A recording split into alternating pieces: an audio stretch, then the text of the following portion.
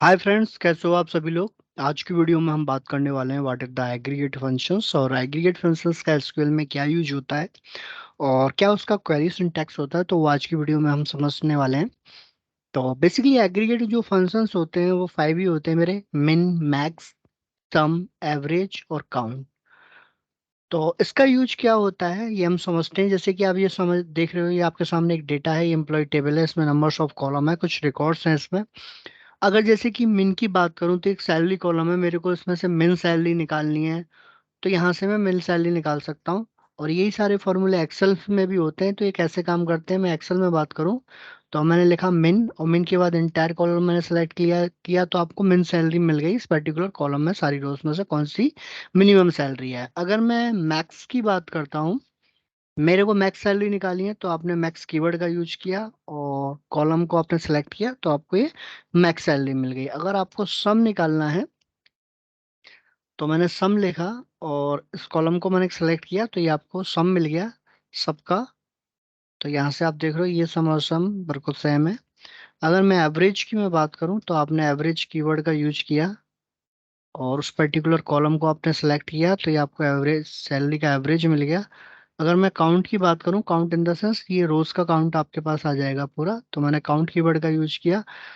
तो यहाँ क्लिक किया मैंने जैसे ही, तो ये 15 आ गया, यानी कि पूरी जो रोज है ये 15 है, राइट। तो जैसे ये काम जो इन एग्रीगेट फंक्शन ने एक्सेल में किया है, इसी प्रकार से काम वो एसक्यूएल में करता है। बस हम क्वेरी की हेल्प से समझते हैं कैसे उनका यूज किया जाता है। तो ये मेरे पास एम्प्लॉय नाम की टेबल है, वही मेरे पास सेम डेटा है, वही सैलरी कॉलम है। अब मेरे को, मैं क्या करता हूँ, सैलरी में से पहले मेन सैलरी निकालता हूँ।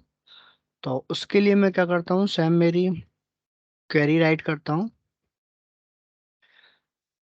तो मेरे को मिन सैलरी निकालना है, तो मेरे को मिन कीवर्ड लिखना पड़ेगा और ब्रैकेट के अंदर उस कॉलम का नाम उसको असाइन करना पड़ेगा, सैलरी। जैसे ही मैंने एग्जीक्यूट किया तो आपको यहाँ मिन सैलरी मिल गई 5000। लेकिन इस पे कोई कॉलम नेम नहीं आया है, तो आप अलाइज नेम लगा सकते हो। तो मैंने लिखा मिन सैल। जैसे ही एग्जीक्यूट करता हूँ तो यहाँ कॉलम नेम भी आ गया है।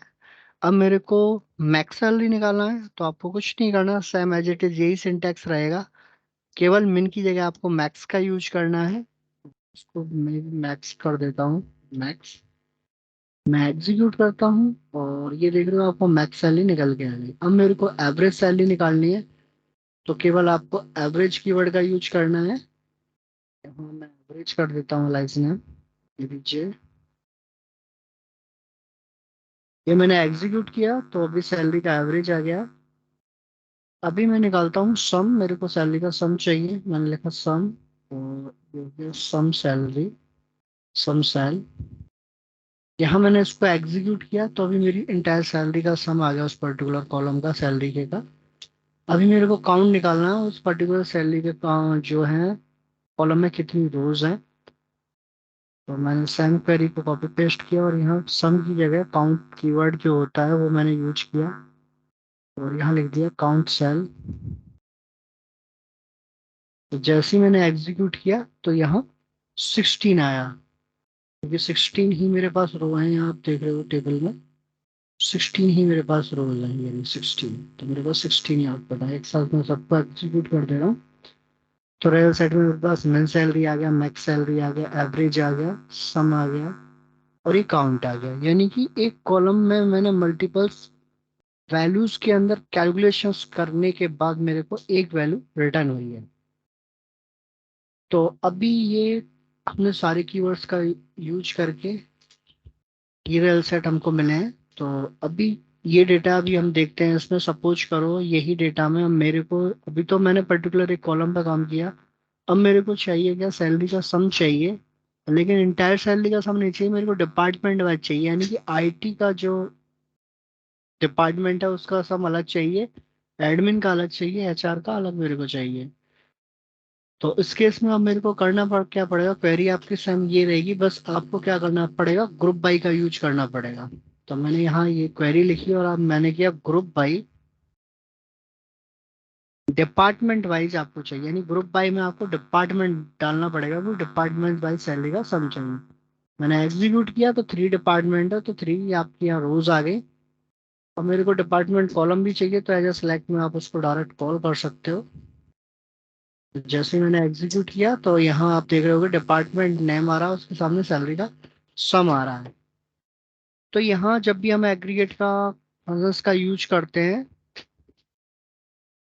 तो जो आपने ग्रुप बाई में यूज किया है कॉलम, उसको तो आप डायरेक्ट कॉल कर सकते हो।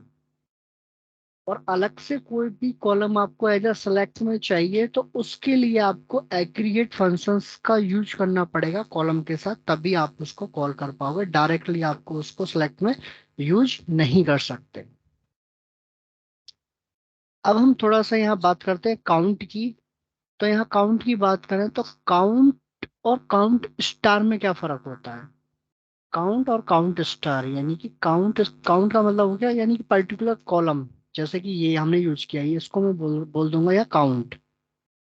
ये हो गया काउंट, यानी कि एक पर्टिकुलर कॉलम यूज किया मैंने। काउंट और काउंट स्टार, अगर मैं इसकी जगह पर यहाँ काउंट स्टार लिखता तो उसमें क्या फर्क होता? इन दोनों को मैं एग्जीक्यूट करता हूँ तो दोनों के केस में हम देखते हैं कि इसमें भी 16 आउटपुट आया और इसमें भी मेरे को आउटपुट जो 16 आया। डिफरेंस क्या हुआ काउंट और काउंट स्टार में? डिफरेंस ये होता है, यहाँ जो काउंट स्टार मैंने यूज किया है तो वो पूरी इंटायर रोज को काउंट करके मेरे को रिटर्न किया उसने 16। इस तरीके से काउंट किया 1 2 3, इंटायर रो को उसने काउंट किया और यहाँ 16 रिटर्न किया है। अब यहाँ बात करूं, मैंने दूसरा काउंट यूज किया, उसमें कॉलम नेम यूज किया है। तो वो पर्टिकुलर इस कॉलम को सेलेक्ट करेगा और उस पर्टिकुलर यहाँ से काउंट करेगा 1 2 3, तब उसने 16 रिटर्न किया है। अगर यहाँ इसमें कहीं पे भी नल आ जाता तो उस केस में वो नल को काउंट नहीं करता। जैसे कि यहाँ यहाँ आप देख रहे हो, इस डेटा में यहाँ नेम नाम है, कॉलम है। तो अभी मैं सैलरी की जगह में क्या यूज करता हूँ? नेम यूज करता हूँ।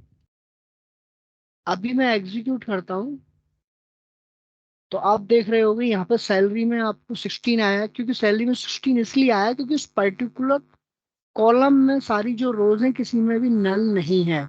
स्टार के केस में तो पूरी इंटायर रो को सिलेक्ट करके ला रहा हो तब आपको काउंट दे रहा है। और यहाँ आपको 15 इसलिए आ रहा है क्योंकि यहाँ पे भी कॉलम नेम ही यूज किया है। तो इस केस में रो तो 16 ही थी, लेकिन पर्टिकुलर एक रो में नल पड़ा हुआ था उस पर्टिकुलर कॉलम में, तो उसने नल को इग्नोर कर दिया है। तो काउंट स्टार के केस में क्या होता है, इंटायर रो को आप सेलेक्ट करके वो काउंट रिटर्न करता है, और काउंट में जो है काउंट कॉलम में आपको वो नल को इग्नोर करके आपको रोज का काउंट प्रोवाइड करता है। सपोज करो यही चीज अगर मैं यहाँ ये लिखता सेलेक्ट काउंट 1, तो उस केस में आउटपुट क्या होता आपका? उस केस में आपका आउटपुट 1 ही होता। अगर मैं यहाँ 2 कर देता, 2, और उसको एग्जीक्यूट करता तो भी आपका आउटपुट 1 ही होता। इसका मतलब अगर यहाँ 10 कर दो तो 10 आउटपुट नहीं होगा। ये क्या है कि मैंने वैल्यू वैल्यू असाइन की है, मैंने एक तरह से वैल्यू हो गई, तो वैल्यू तो मेरी एक ही है और उसी का काउंट में निकाल रहा हूँ।